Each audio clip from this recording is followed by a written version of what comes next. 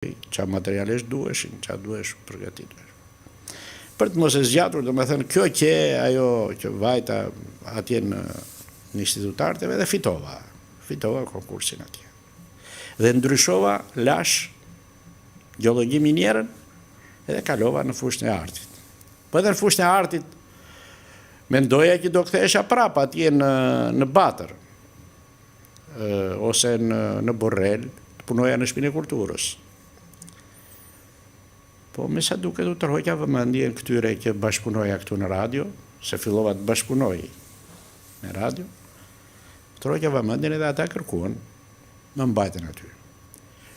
Më mbajten mua që radion e mendoja thjesht një aparat pas të cilit fliste dikush.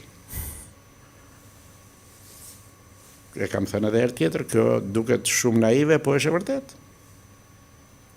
Në Kalivacin tim, kur erdhi radio e parë, ishte një radio me vajguri. Ato të vjetra të fare. Dhe Kalivaciotët. Dhe kjo nuk është turp ta thuash, mëse. Nuk dinin më burr. Kalivaciotët mblidheshin atje, rreth asaj radios atje te Vatra e Kulturës, dhe dëgjonin. Kur ai punoj si Vatrës Kulturës e ngrinte zërin, ata spostoheshin, largoheshin se thoshin çka ka. Edhe pastaj dilin nga mbrapa radios, shikonin ku ishte fshehur ai. Ka ishte naiviteti dhe padituri. Edhe unë isha pjesë e tyre, si doj të jetë puna. Kështu që se kisha menduar, unë nuk e kisha shkuar në përmend që të nisja dhe të dilja në pension në radio televizion. Po, më dha mundësia, me sa duket edhe ata e pëlqyen punën time dhe bëra diçka. Bëra diçka që tërhoqja dhe vëmendje se duket si kur flas për Belulin edhe ashtu. Tërhoqja vëmendjen edhe të dëgjuesve, edhe më vjen mirë për atë. Më tregonte një herë general, se e kam thënë edhe këtë, po general Veli Llakaj, kthehej nga lufta e Kosovës me autobus kështu. Dhe në krah kishte një kosovar kështu me takije me ashtu. Po. Kasetofoni i autobusit transmetonte një heroizëm për Haxhi Zekën që unë e pata bërë që në vitin 1981 në mos gaboja, nuk e di, e pata realizuar. Edhe në fund ai thotë dëgjuat këtë për Haxhi Zekën, kështu dhe interpretuan këta, regjizor Xhelil Aliu. Ai kosovari tha, duke ndajur, bre Xhelal Aliu, të greshe një herë prej vorrit. Dhe unë e pash shu, tha Veliu, e njef, po mor kush nuk e ka njoh, po ka dek.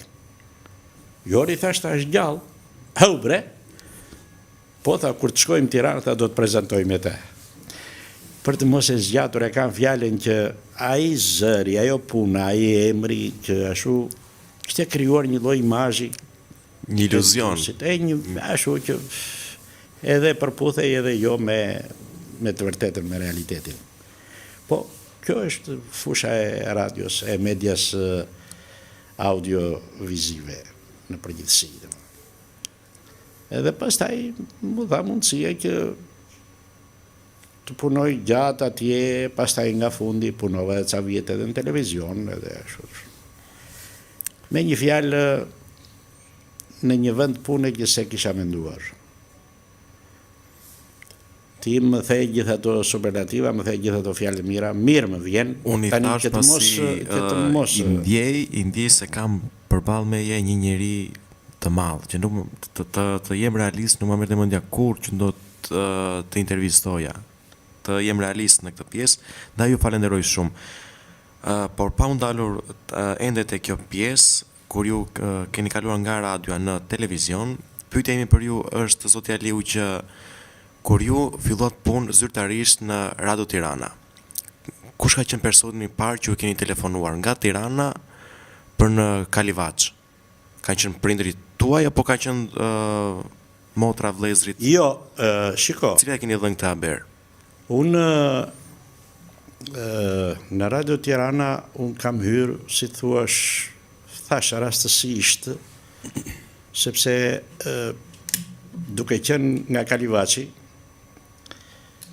të thash edhe për temperamentin e impulsivitetin që ashtu na e ka diktuar edhe klima edhe ambienti atje. Unë pata një incident me pedagogun tim në 2 javët e fundit të mbrojtjes së diplomës. Për të mos ja përmendur emrin pedagogut, sepse ai kishte përgjegjësinë e vet, po tani unë isha student, isha i detyruar që t'i thosha po për çdo gjë.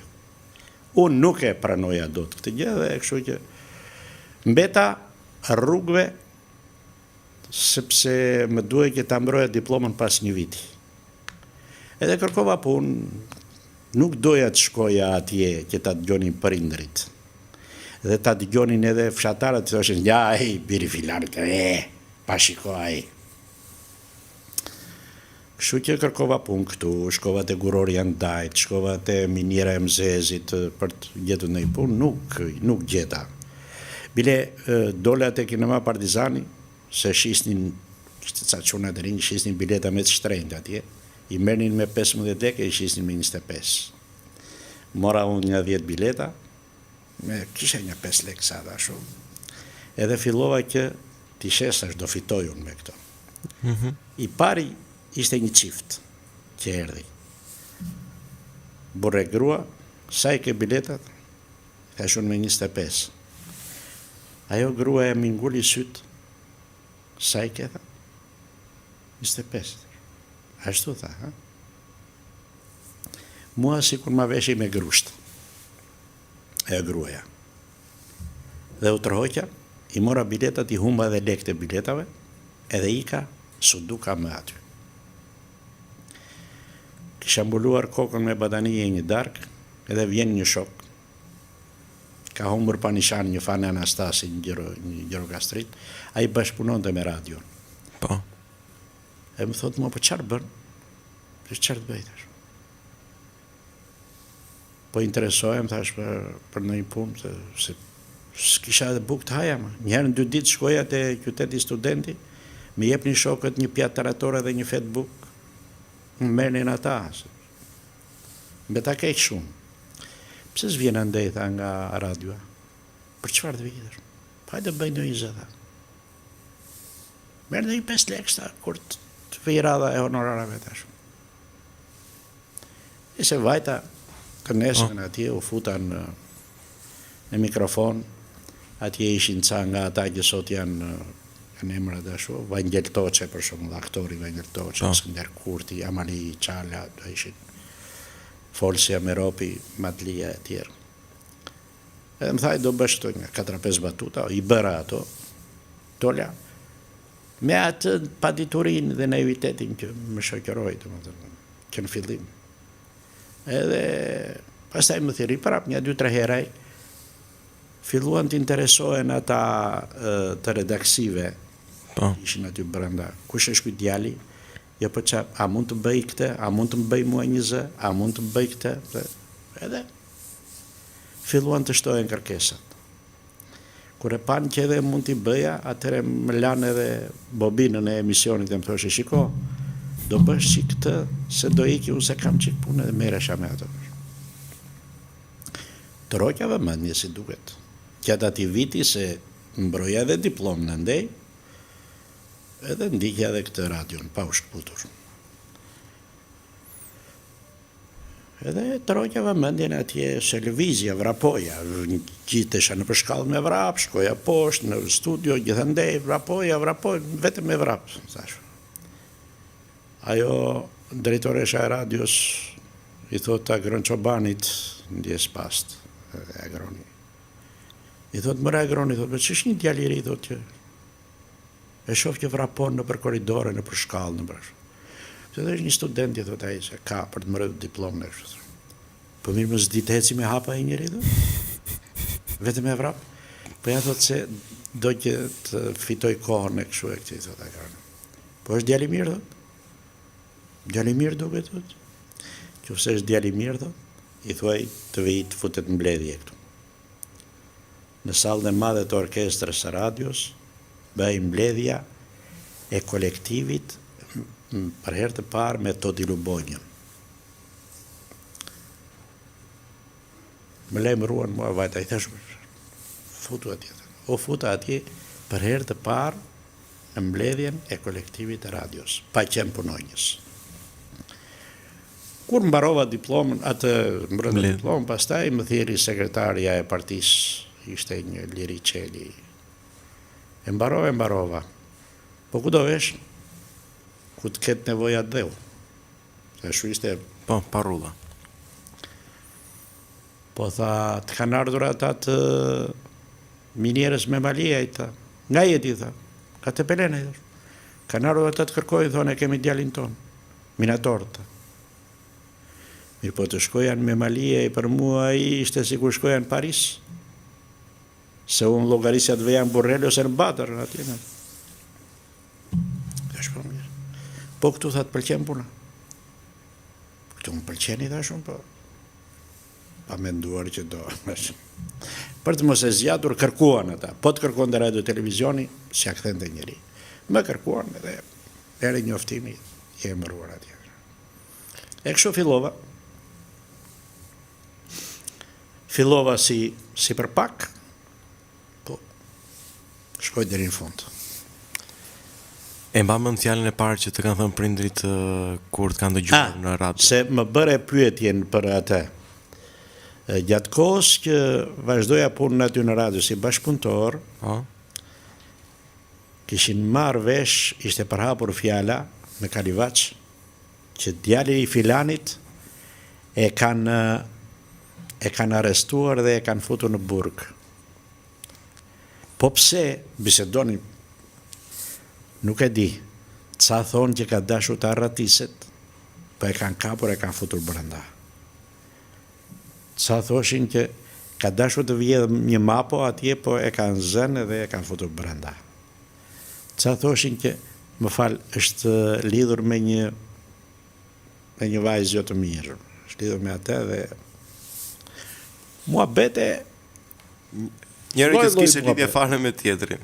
Dhe prindërve të mi dhe familjes nuk u thoshin gjë, po i shikonin kështu me bishtyrit nga largë. Dhe ata thoshin, more, po qartë dregin kanë, si e kanë punë, pse na shikojnë kështu, edhe u shmangeshin. Erdhi vllai i madh, ishin bërtyma da. Erdhi këtu, sa më pa mua atjetej, më tha mua që je gjallë të shikoj. Si e ke punën me qeverin, tha. Se ju ishte fjale parë. Po mirë, thash. E ke mirë punën me qeverin, po të pyes. Po mirë e kam, i thash. Atëre më takoj. Por i për qafe. Çfarë do të kesh bërë tjetër, tha. Nuk ka rëndësi. S'ka rëndësi. Ndenjëm gjithë natën duke biseduar. Ja tregova që kështu më ndodhi, kështu e bëra, kështu edhe ashtu. I thash unë ik, se do vi unë, thash në atë. Ku do vishta? Do vi atje në Kalivaç, i thash. A, tha, po të vije, tha, do qetësoheshin ata plejt, tha, se ata, tha, nuk i zëgjumi, tha, natën. Si zëgjumi, tha. Edhe unë i thash, Akron Çobani, do m'japësh një magnetofon? Për çfarë do, thaj? Po dua ti, i thash, te Pelen, thash, edhe të bëj ndonjë intervistë atje, thash. Po, thaj. Vajta. Punonin buz Vjosës, atje mbillnin plepa. Gjithë brigata atje, atje.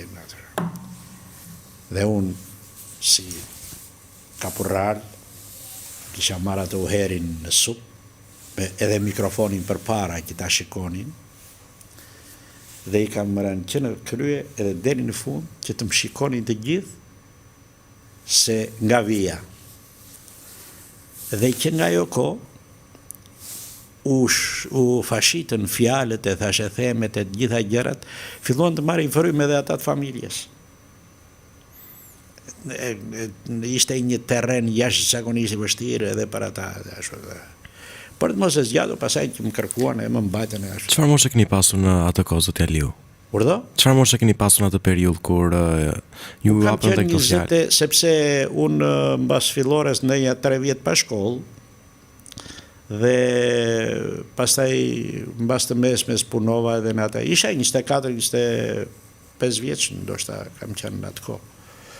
Kështu që, domethënë, me plot peripeci, por që edhe ja vlejtën sepse aty pavarësisht se vija nga Kalivaçi dhe punoja për krah me dikë që ishte rritur në mes Tiranës apo diku tjetër ashtu, unë nuk pata ndonjë diferencë, përkundrazi. E justifikova veten edhe duhet të them që i kënaqur. Zoti Aliu, pyetja ime për ju është që ju sapo hyt në radio televizionin publik shqiptar ose në Radio Tirana. Cili ka qenë një ndër figurat që juve ju ka mbajtur më afër? Që ju gjithmonë kur jeni atë njeri e falenderoni. Thoni, unë këtij njeriu jam mirënjohës që më ka përkrahur gjatë gjithë rrugëtimit tim në Radio Tirana. Shiko, unë indicjen e parë e kam nga Indjeri Kujtim Spajvogli. Sepse Kujtimi ishte pedagog në atë. Mirë, por në atë incidentin që pata me atë pedagogun tjetër, Kujtimi natyrisht që nuk mund të mbate krahun tim edhe të dilte kundër atij. Edhe ose bëri të heshturin ose ashtu. Kështu që kur e pash që ata hezitonin në radio, se fillimisht hezitonin, se thoshin ore e kam përjashtuar nga instituti, duhet të ketë ndonjë gjë, mos ka ndonjë gjë politike, mos ka ndonjë kështu. Edhe i thash, a ka mundësi tu thuash një llaf që nuk kam ndonjë gjë politike? Po jo, tha, qa politike? Erdhi Kujtimi dhe bisedoi me Agron Çobanin.